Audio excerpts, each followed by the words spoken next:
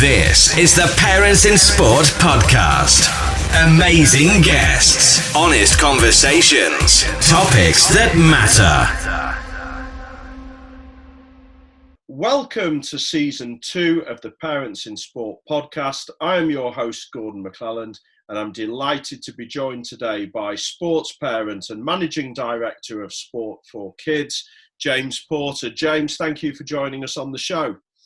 No, you're welcome. Looking forward to talking to you. Well, it's a really different episode, I would suggest today for our listeners. James reached out to me and I was amazed by the uniqueness of his story. And James, I'm sure will tell you a little bit about his background and his children in a moment, has 3 children, all involved in the same sport and all involved in performance sport. Quite how he manages to juggle all these commitments is beyond me, but we'll have a good chat about that as the podcast goes on today. So James, tell us a little bit more about yourself and your children and what they're up to at the moment. Brilliant, thank you. Yeah, so I am based down in Woking in Surrey, and I have 3 children. My wife and I have both worked in the sort of the children's sector for 20 plus years. We have our own children, 16-year-old Josh, nearly 14-year-old Ollie, and just gone 12-year-old Ben, and they're all members of Woking Gymnastics Club. And they have really focused their sort of sporting career in that one sport, which initially was kind of against what I wanted or believed in, but they certainly proved me wrong. And they just thoroughly fell in love with gymnastics, and they have over the last few years achieved some really good success, and are now on performance pathways with British Gymnastics. So the younger 2 with in the GB squads for their ages, and Josh, the eldest, in the England squad. So yeah, I have a dual role of working for Sport for Kids, but also working with the boys and acting as taxi and supporting them as much as I can. Okay, do you have a background in gymnastics, or was this just a random sport? Was it a love of yours or your wife's, or is it just random? It's semi-random. My wife actually did teach gymnastics in a year out from school, between school and going to university, or college going to university. So she did teach it. So she had an appreciation of the sport. I think my own personal thought and belief, it was more of a perception of the sport, was that it was quite a tough sport. You know, I think growing up in sort of the 80s and 90s, and what gymnastics was perhaps Eastern Bloc coaches really pushing children, and not necessarily an accurate representation of what it is today. But the catalyst was the eldest, our eldest Josh. He was a child at a very young age who was never stopping. He was on the go. He wanted to do everything. He was absolutely obsessed with a particular TV program where the main character would be doing lots of gymnastic moves. And from a very young age, he was trying to copy them. And we wanted to harness this energy. And I think when you're a first-time parent as well, you see a little child, 3-4 years of age, doing cartwheels, you kind of just take it for granted. That's what all 3 and 4-year-olds do. But people soon told us that's not necessarily the norm. And we were fortunate to be living not far from Woking Gymnastics Club, and took him to the kinder gym, and that was it really. It came from there. And the younger 2 were dragged along, participated, watched their older brother doing it, and then the love of the sport sort of came from there as well. So yeah, it's I can't say it's through genetics. I'd love to say it was, but it's not. Yeah, I do have to say, in the world of gymnastics, I won't be basing anything on my gymnastic prowess anyway whatsoever. So I'll try and pull in some bits from other sports. Now, how's it? I mean, obviously, feeling very positive today about it. I mean, how's the sports parenting journey been for you? Has it turned out how you expected it to be? I know you alluded to earlier the fact that you probably wanted them to do lots of different sports rather than just one from such a a young age, but how do you think it's gone how you were expecting it to go yourself personally? I mean, or do you think you've had to evolve a little bit around the sport? A massive evolution, massive evolution. I had no, I mean, if someone had said that we'd be in this position with the three boys now, never in a million years would I have dreamed that. Obviously, I think every parent, when your child starts to show some sort of talent in a sport, you start getting a little excited and you sort of dream and wonder, where could this go? But I think the journey itself, I've absolutely loved it 100%. I think as much as I had this idea of this, children should be trying lots of different sports at a young age before they commit to one in particular. We were very fortunate with the club and their philosophy and their way of nurturing children and supporting children, and not just really pushing them to get the absolute maximum out of them performance wise, but actually thinking about them as individuals and building their characters up, and helping them and nurture them, from a young age to be good people, not just performance athletes. So with that in mind, it's been great. I guess the biggest challenges was the logistics of making sure that you're getting the kids to the right places at the right time. There was a period of time where one would start at 4, one would start at 5, one would start at 6, and then someone would finish at 7, someone finish at 8, and it was things like that. But again, we've got 3 kids that are doing the same sport, so actually it can be quite easy. You're going to the same place all the time. But yeah, I think competition wise, the boys themselves, I've loved it. I could never have expected it, and I think I didn't have any real expectations. I just went with the flow, and I've really, well, both myself and my wife, we've just really enjoyed the ride. Yeah, I mean, there's a couple of things you've sort of touched on there, which I'm sure our listeners will probably appreciate. I sometimes wonder if the whole sports parenting thing becomes a lot easier when our expectations are in the right place.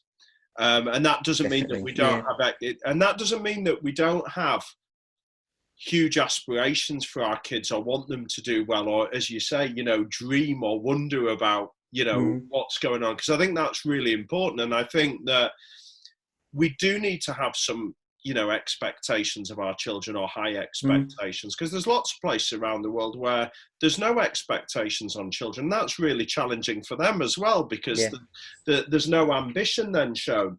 But I think that level of expectation being in the right place, and you said, oh, well, no, I learned to go with the flow of it, probably made it as enjoyable as it has, because speaking to you today, and I didn't know what I was going to expect when you came on the podcast, but you look very sort of happy and relaxed by it. I talk to lots of parents who, yes, are happy and relaxed and enjoy it, but then find it really, really, really challenging, and are very open about the challenges. But it sounds like you've managed to sort of balance that out quite well and sort of take it for what it is.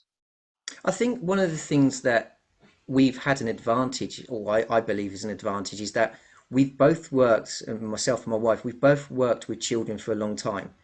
And I think what we've recognized and what we've learnt in that time is that when you're with children, they want attention, and they want your love. They want to just be kids. They don't, for me to be dad and really pushing them and trying to coach them, isn't going to work. It's got to be led, in my opinion, by the child. And we've sort of evolved our way of I guess being parents with the kids, but it's always been led by them. And they're 3 completely different characters.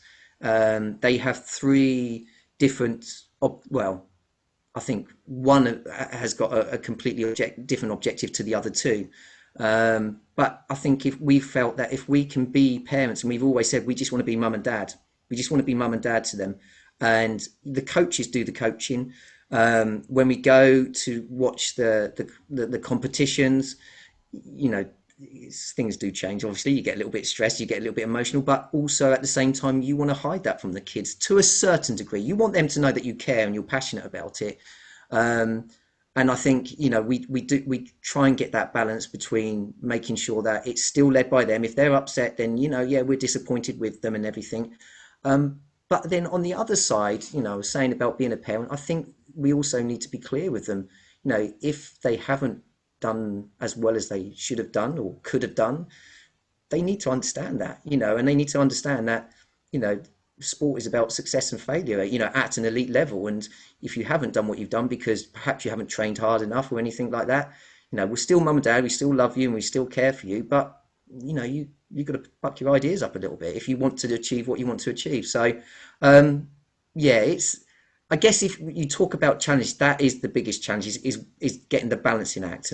But I think we're fortunate, we've got that experience with children. We feel that we know what children need and want, and we try to sort of lead with that, let the kids be themselves individually, and then just sort of supplement it with, come on guys, a little bit of motivation when it's needed. So it seems to be working at the moment. So brilliant. I mean, that's great to hear. And I think when you talk about each of your children being individual, different personalities, and it sounds like the gymnastics club at Woking there have done a brilliant job on that. yeah, Helping really good. develop the children, holistically as well as athletically, and we do bits of work in gymnastics. And when you think about the number of hours, somebody pointed this out, that coaches in gymnastics actually spend with young people, it's very different to other sports where you pop in for 1 hour or you pop in for a couple of hours a week. Massive. And then you go at home. So actually it is important that coaches and clubs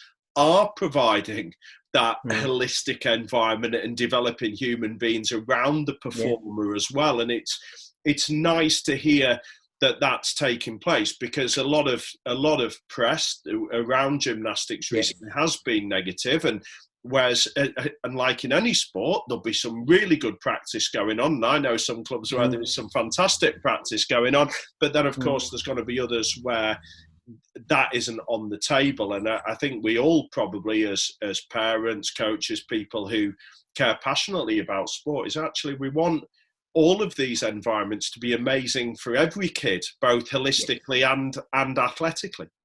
Yeah, no, without a doubt. I think that relationship between the coach and the child, again, it's not what I anticipated, because I think in other sports that I've been involved with in the past myself, or just come across, it might be that you go, you're part of a team, you have a coach, and then once you get to a certain level, you change and you go to another coach, and then you get to another level, and whether it's age or ability wise.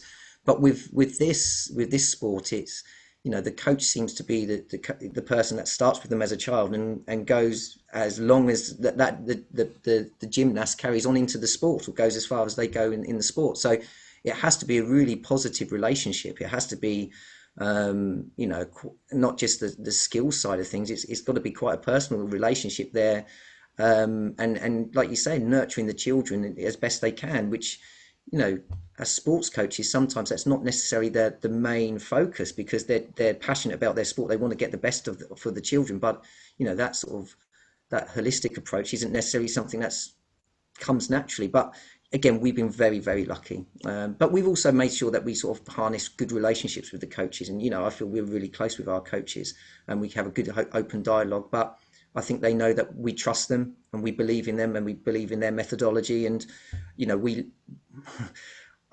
I don't mean this to sound how it comes, but we let them get on with it. I think sometimes it's easier, or some people might want to have more of an input, but, it's their job to do that and our job to be the parents. So, and that seems to work well for us. Yeah, brilliant. And you're right. I mean, it's very easy, isn't it? In an ideal world, coaches, coach, parent, huge element of trust. I think the bigger challenge is building up that trust. But actually, it sounds, by the way the club have gone about it, the way they've supported your kids, the way they've had dialogues with you, that relationship's been allowed to grow in that way. Because absolutely, it it doesn't just magically happen. You know, parents No. are giving away their most valuable thing to somebody else. Yeah, And it's yeah. like there isn't immediate trust until parents feel Mm. safe that it's a really good environment, or the kids getting looked after, or the kids being supported in the right way. Yeah, The yeah. natural tendency is to go in and just over involve. And it sounds like, as I say again, you've been very fortunate that those transitions for you have been quite seamless, I think. Yeah, definitely. And it's, I think we've we had this idea of what being a parent with a child that goes into any sport is going to be like, and initially, the children, three boys, stereotypically, I love football. They go and play football, and the next steps would have been to play rugby and tennis and do all that sort of stuff. But with football in particular, I found that the parents seem to be allowed to have a lot of input. As to the children and how they're getting on and the coaching. Everyone's got an opinion, and I always put that down to the fact that probably 95% of people have played football at some stage in their life. So because they've done it, they know about it, and therefore they should be allowed to have an opinion. Not the same in gymnastics, and I think we don't know about it, we don't understand it. When they come back and they tell me they've done this great move and they give me the name of it, it's what does that mean? But the coaches have been very, very good to us, as in very good to us to sort of help us understand a little bit more, but also very disciplined with us as much as parents, as much as anything else. They will do their job, and if you've got a comment and you want to sort of offer feedback or suggestion, yeah, the door's always open. But at the same time, they will make sure that we understand what we should be understanding and where we should, keep out of it. And it's been great. It's not in a harsh way, but it's always been. There's been a good clear line, which again I think has helped. Making sure that there's the boundaries there. We know where we stand, and they know where I think they stand with us, and that's helped a great deal, I believe.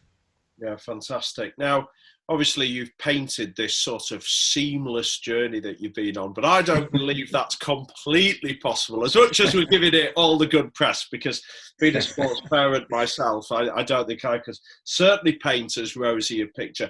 I mean, what's been what have been the biggest challenges, or what do you find most difficult as a parent? If you were picking back through the years, what have you found the most challenging parts of the journey? Um, the we spoke earlier about expectations, and we have our expectations, or we had these sort of ideas of where it might go and where it could go. Once the children started to get their own expectations and their own sort of aspirations in it, and from quite a young age, and they didn't quite achieve what they wanted to achieve. Having three children who are sort of following one from the other, I think it was led by the eldest, and he had his dreams and aspirations from an early age and what he wanted to achieve, and he wanted to do this and he wanted to do that. I think it's fair to say that he probably didn't quite do what he wanted at the times that he wanted to do, and there was an overlap between the next child coming along and achieving those targets that the elder one had set, but he hadn't achieved them yet. That was tough. That was tough because you want to be there to celebrate for the success of one of the children, but for the older one, you got to almost, when you can see that it's hurting them, you want to commiserate, but you've got to, again, you've got to get a balance between making sure that you do commiserate, but if they want to achieve what they want to achieve, they've got to work harder. It's just as simple as that. So I think that was probably the biggest one. Competitions. When one's done well, one hasn't done as well, and getting that balance of celebration, but also being mum and dad to the other one to support them. And we have been lucky. The boys have been very supportive of each other. They've always been really supportive of each other, and they do have a good relationship.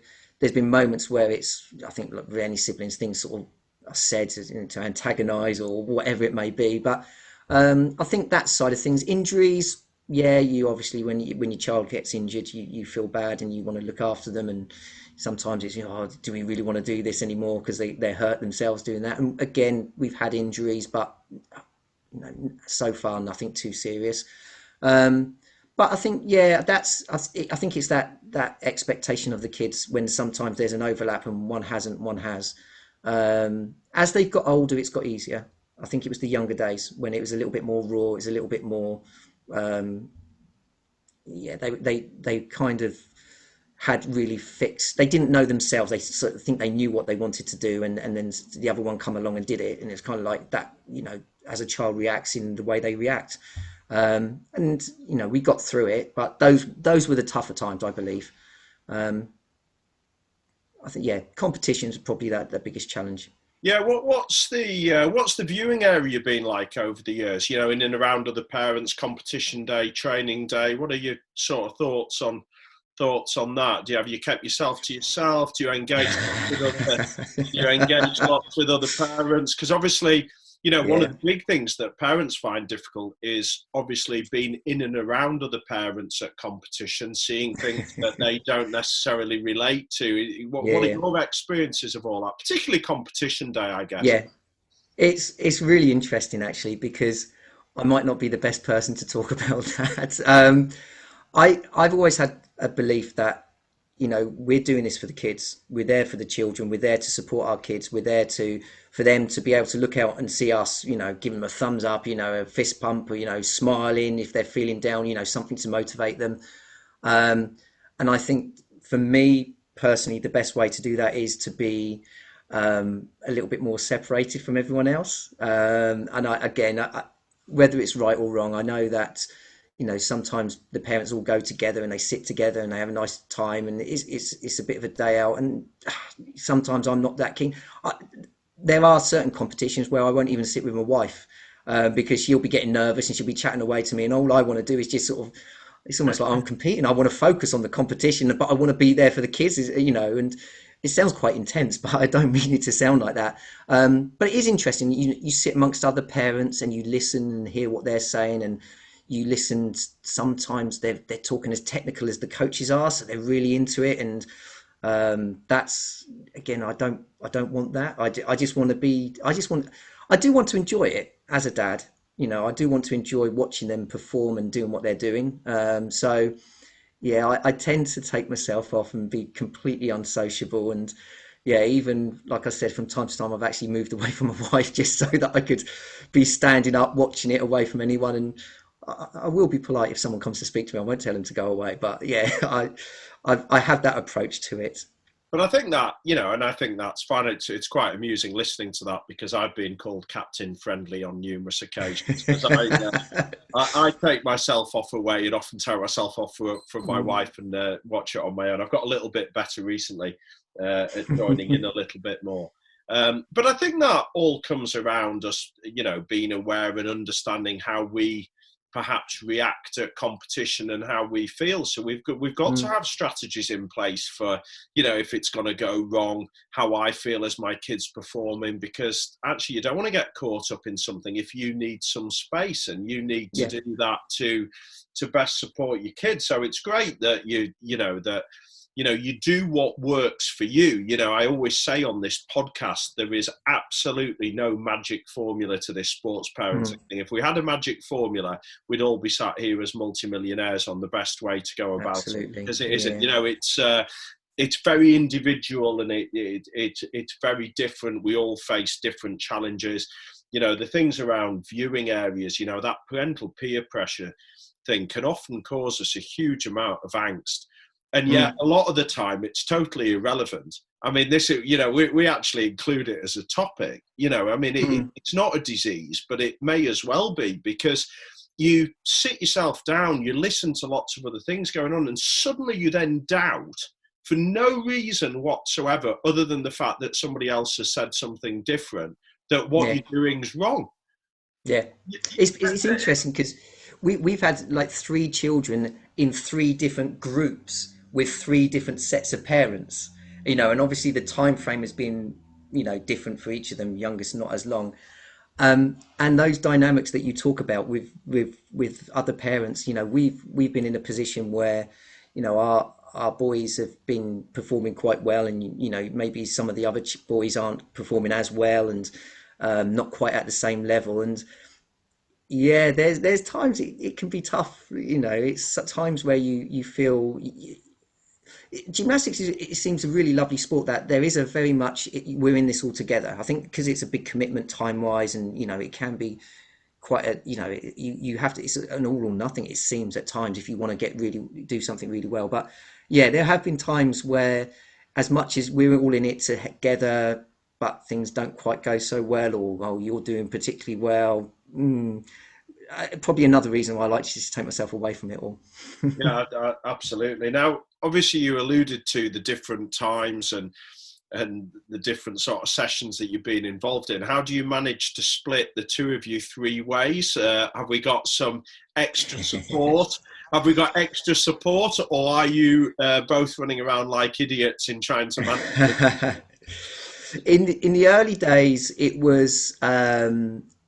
I think it was a real split, because there were times, but again, we were very close. We lived quite close to the gym, and we were quite lucky in that respect. It was a 5-minute journey there and a 5-minute back. We've had to call upon grandparents to get involved at times. We've had to ask friends to, parents of the other gymnasts to bring them home on occasions. I've been lucky with the work that I do, to be a lot more flexible. My wife is works in a primary school as a primary school teacher, so the hours that she's working are quite fixed. I can be a little bit more flexible, and now their hours are very much the same, and again, I can be more flexible to go and collect and drop off. My wife does, obviously, she does when she can, but if one of us, or she in particular, if she's working late, doesn't get the chance to, then it's not a big deal. But in the early days, it just seemed to work. People did get involved, but yeah, now it's a lot easier. And the old. Good to hear. It's good to hear, because it's I think about how hard it is managing two, and you've then obviously got three, and then you sort of think, oh my goodness. But as you say, there's obviously the fact that logistically it's new, and perhaps jobs work. But I think again, we talk about this with clubs and sports and coaches. There's just a huge amount of commitment going on from sports parents, and just, coach clubs got to be aware that, we're having to pull in other family members, people having to pay babysitters, people are struggling to fill the tanks up full of petrol to make sure the kids get to these things. And without that type of, passion, support from parents, we haven't got, young people involved. And I think we need to acknowledge that, not in a way where parents become overly involved in the wrong way, which we've already talked about earlier in the podcast, but actually acknowledge the fact that they're a large part of this journey that's going on. And I don't know how you felt, but it was certainly nice to see. I felt the media at the Olympics covered things a little bit differently this time round. It was nice to see a bit more recognition of the home and the parents and their contribution to a lot of the Olympians' success, which often in the past, often gets brushed under the carpet, and then we'll pick out the big fight from the bleachers in America is a normal media reporting of sports parenting. Did you feel that watching it? Oh, it was brilliant. When you went into some of the homes of the athletes, and you saw what it meant to the families. We all have, like we said earlier, you have aspirations for your kids, but you don't necessarily think, oh my gosh, that you're going to be sitting there one day watching them on TV in the Olympics. You hope it's going to happen. And, if that's what the child wants, or, if that's what our boys want, we hope to get there. But when you see it on TV and you see how passionate the parents are, and you see the other family members and how passionate they are, and then they have the interviews and they tell you, it's almost a sense of relief that they have all those years of hard work that they put into it. Yet this is what's happened. I remember the swimmer, was particularly fantastic, and his brothers and his sister and his mum was fantastic on the interviews. But I think there's also that realization that there's still a lot of families that are going through that and still put that same amount of effort, but they're not going to get to the Olympics, and they're not going to be on TV, and not going to be interviewed. And you've kind of got to be a bit resilient to that, and the idea that that you're doing it for the moment, you're doing it for the kids for now. They love it so much, they want to achieve what they want to achieve now, and you're just there to support them. But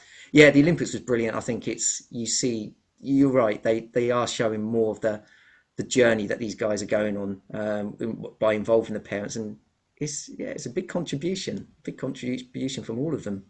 Yeah, the Tom Dean Garden Party was certainly Yes, yes, one of the highlights, wasn't it? Now, um, fantastic. yeah. Now, as we look at I guess one thing that often crops up is the role of siblings. In Mm. sport, we can name numbers of sporting siblings around the world. The Williams sisters and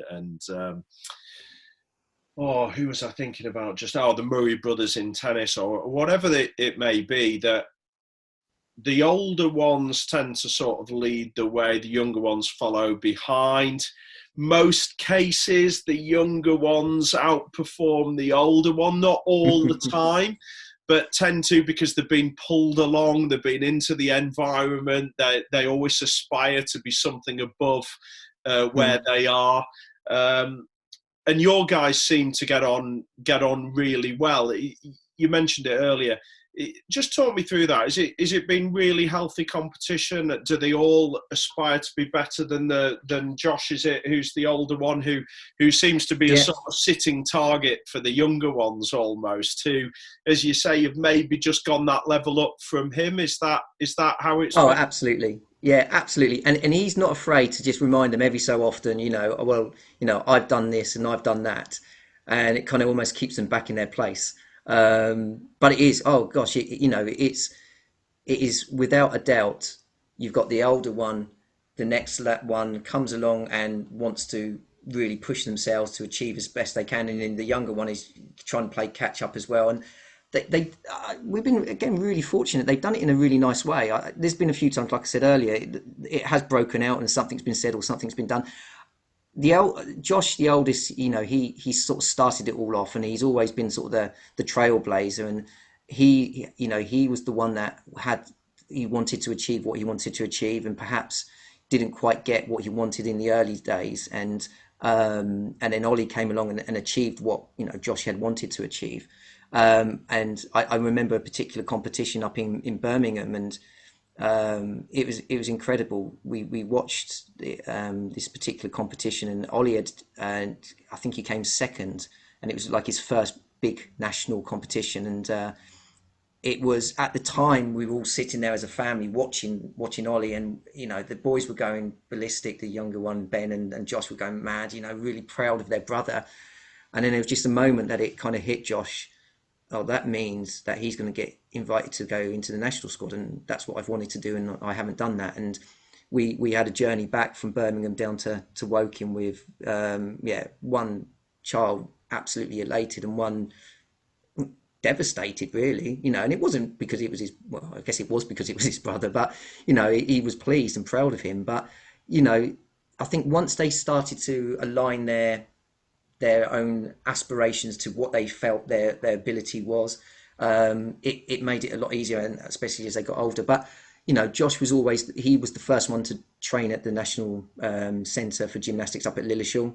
Before the others did. He was the first one to get a call in and represented England in a four-way international. So it's been nice that he's been able to do that kind of thing. And although the other two have pushed themselves, and maybe naturally they're more able and can do certain things, and they're younger, so they got a longer time to sort of achieve other bigger things. But Josh was always that first one to get there in certain ways. But yeah, they do support each other brilliantly. I think the younger two now, the youngest one is certainly catching up with the middle.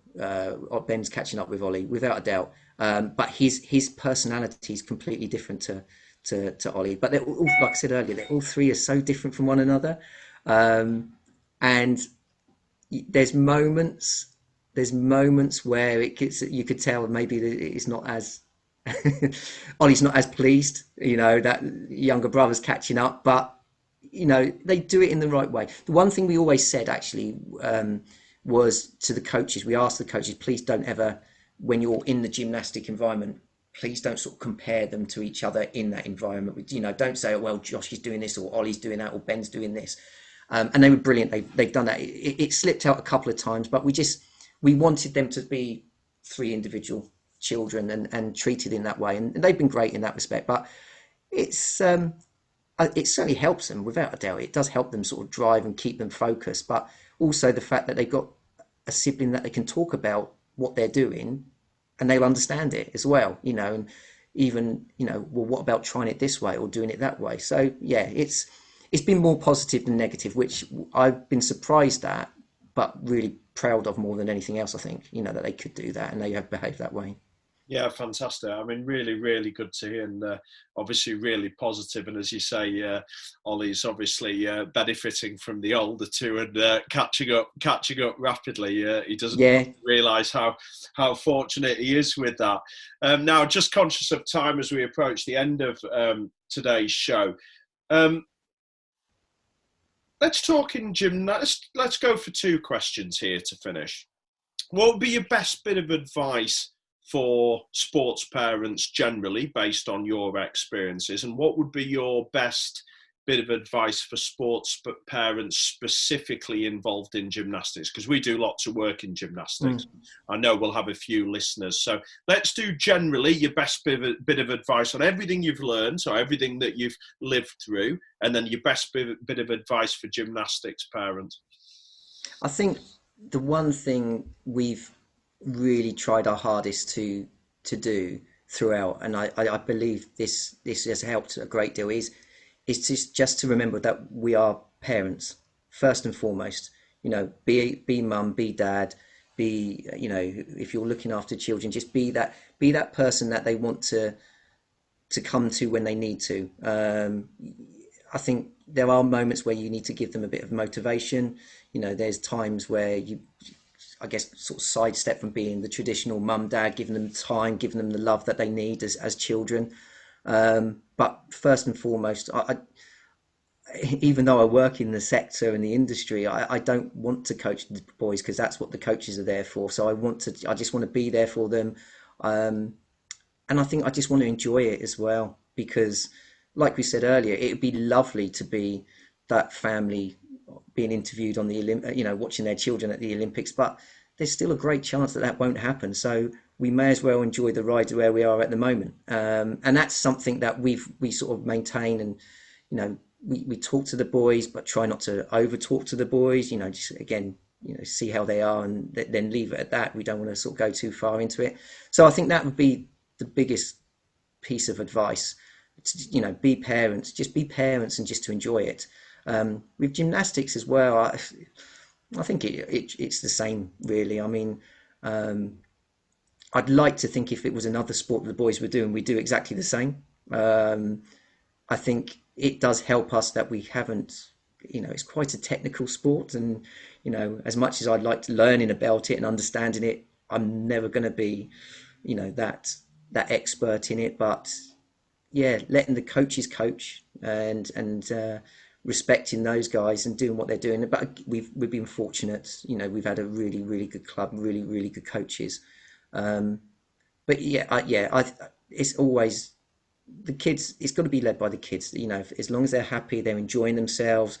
You know, there are times, we have to give them a little push, and, you know, like I said about motivation as well. I think we're quite passionate about, you know, you don't just give up, particularly in the early days. You know, just don't give up when things get hard. You know, you've got to be resilient and all that business. But it's just be parents, just love them and give them the time that they need. Fantastic, James. Listen, it's been an absolute pleasure to have you on the podcast today, and to hear the stories of Josh, Ollie and Ben. I obviously wish you, your wife and your 3 kids the very best of luck moving forward, and hopefully we'll maybe get to do this again another few years down the line and see where we are. Yeah. So thanks, James, for joining us. No, thank you. Thank you for listening. Check us out at parentsinsport.co.uk.